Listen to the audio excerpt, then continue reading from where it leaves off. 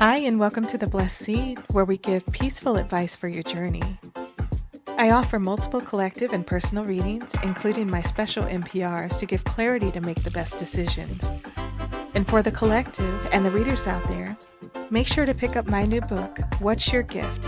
It illuminates your God-given talents and is loaded with plenty of resources to use year-round. For more information, visit coffee.com/The Blessed Seed. Welcome back to The Blessed Seed. We are still continuing on with the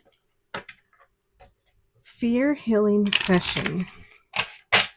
I really enjoyed how the Lord was speaking. And my hope is that people learn to use fear for their benefit and not for their hindrance. So here we go. Father, in this fear healing session,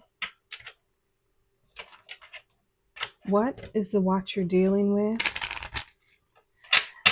And what is triggering that fear? And what is a piece of advice to overcome? Father, may we have one or two. What is the fear that the watcher is dealing with? Thank you. And then what is triggering that fear? Okay.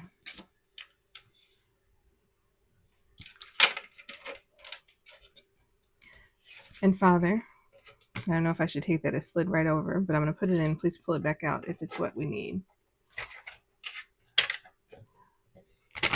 This is for what is a piece of advice. Ooh, that was ugly. What is a piece of advice to overcome this fear? What is a piece of advice to overcome this fear? And my readings take just a little bit longer because I like you guys to see everything revealed in real time. Okay? I don't like the smoke and mirrors. I try not to do the smoke and mirrors. And I try not to cut unless there's like a really big error or there's a volume error or there's something like that. Because, why do that? We don't need to. Everybody is, we're human. There's going to be flaws, right? Okay. One more. Thank you. Okay. And we are not reading these as like wands and emotions and those kind of things. It's just at face value. So this is what is the fear that the watcher is dealing with. It says the eye when near denotes great interest taken by friends, when distant signifies suspicion. So you're not having peace of mind about something, and you're thinking that there's maybe malicious acts going on that you're not aware of. And why are you feeling like that? Okay, we have the Jack of Clubs. And it says the order denotes honor and recognition of labor. Near 48, a sure sign of business success. So, depending on where you are in the work ladder, okay, something happened at work that is triggering you to think that there's malicious acts going on behind the scenes. Now, it could be a conversation that you had with someone and something just doesn't seem right. 2 and 2 is not equaling 4. Or if you're in a partner situation, the partners are moving not on your behalf. Oh no, you guys, I'm sorry. I'll fix that on the next one. But that means that, let's say you own a company, you have partners, you think that partners are talking behind your back and that things are going on that you're not aware of and that there's malicious activities. So you are in the fear of something going on behind your back that you're not aware of, because all the signs are saying that is true. Oh, that's horrible. And then what does the Lord say about this? Balance and self-care. Taking time to replenish your mind, body, and soul is a must. And I just got off this that it may not be true. You may be trumping it up in your mind to be something that it's not. That's the first thing I got when I saw this card. Let me finish reading. And taking time to replenish your mind, body, and soul is a must. Enjoy this time to reconnect and make yourself a priority. Ask yourself, what is serving me and what is taking from me? Much can be revealed when you stop putting yourself at the bottom of the list. So maybe you are the one who's saying, I don't want to go to this. I don't want to be in that meeting. I don't want to be around this, but I do want to know everything that's going on. And because you did not attend those meetings or were not in those said places, you think that something else is going on and that you don't know everything. But let's get back to balance and self care and understand what is self sabotage. Because if you would have went to those meetings, if you would have been in those situations and you would have heard firsthand for yourself, then you would know exactly what's going on, and you wouldn't have that in the back of your mind that, oh wait, something's wrong here. Because in all actuality, if this is a fear, we know that fear is not real. So we know that this may not be a real situation. It may have been something that you put in the back of your mind.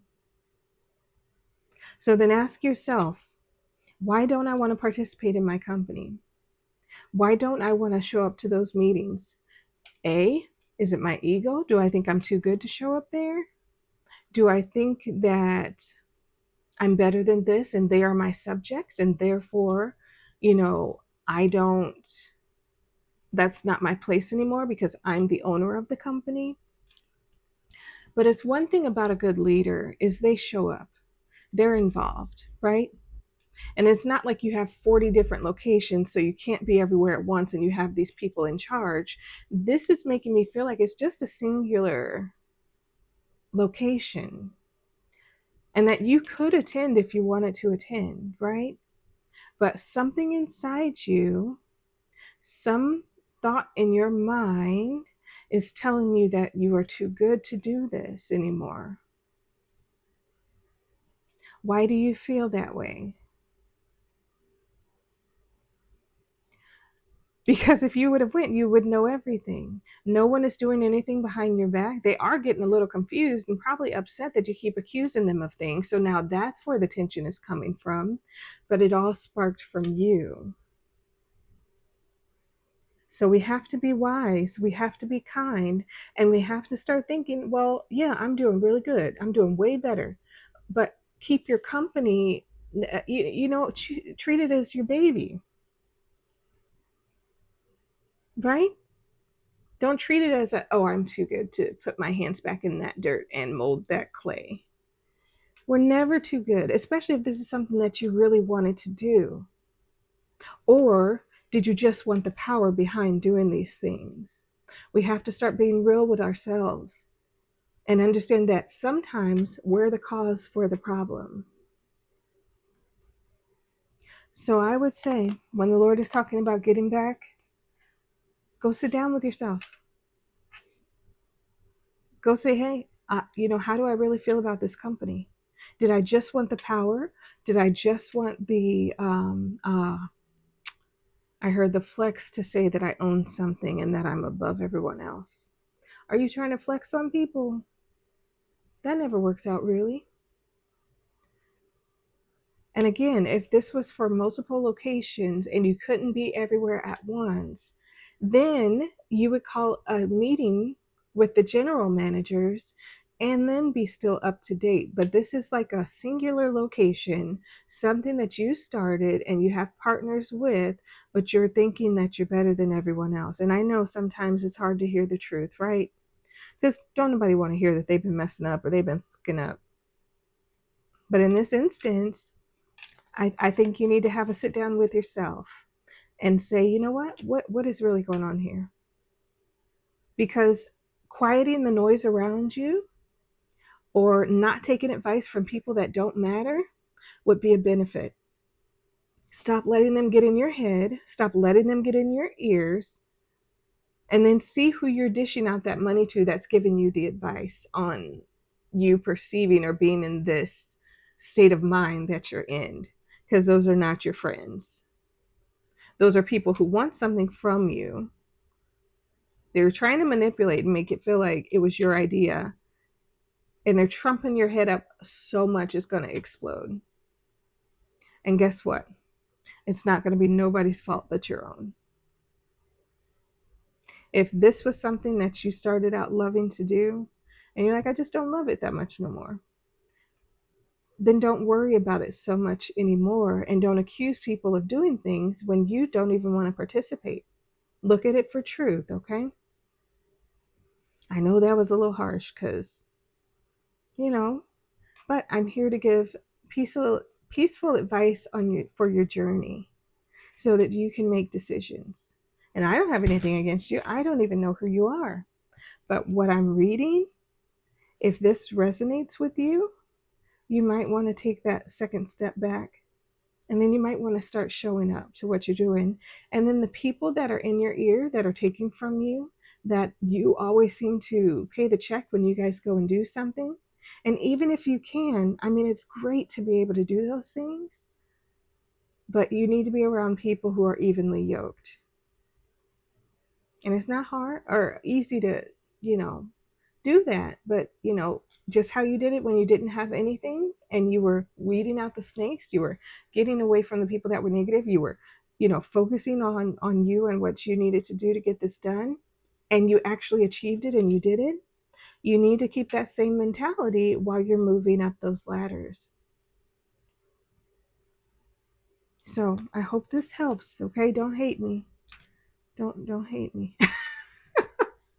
But fix it. Because if you fix it, your longevity is going to go way farther than you running out of your funds, running out of people that you trust, running out of that circle or those business partners that really do care about this business and are showing up and doing the work. They matter more than the outside people who just want to take from you or who you want to impress. Get back to balance. All right, till next time. Boom.